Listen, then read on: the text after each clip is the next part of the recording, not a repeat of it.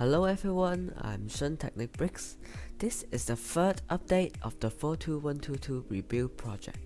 So this time I've changed a lot of this model, and I'll tell you all right now. First, the most obvious thing is the rear and the roof. I've added this beam and bricks to make the gap between the door seamless. Then I've already added the spare wheel to the back of the Jeep, followed by the rear lights and the bumper. So now it looks quite finished. Then the second thing to mention is the roof. It's just nothing special beside the lights. You can see these 5 lights can be folded. You can raise them or lower them, and this is a funny function to add. Then we'll continue to talk about the front. Yes, I've already fixed the front lights. It looks much better comparing to before. The headlights were not popped out and it looks much more realistic. And you might notice that the lights do look a little bit different. Yes, I've already found 2 clear transparent dish pieces to have a more compact build of the lights.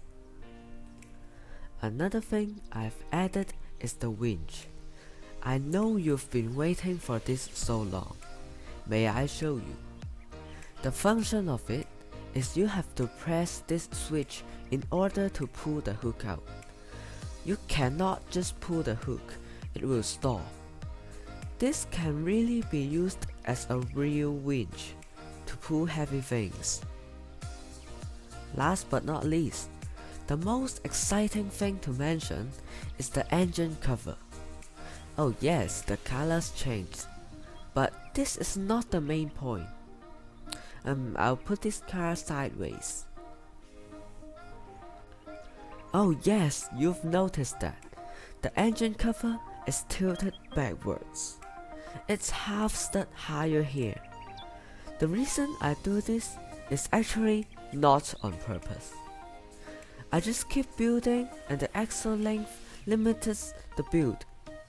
And the only thing I can do is to lift the engine cover up.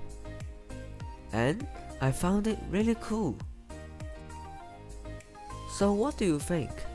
Do you like the engine cover design? Feel free to give any advice. I'm glad to listen your suggestion. Thank you so much for paying attention. I hope you like it. I'm Shun Technic Bricks and I will see you next time.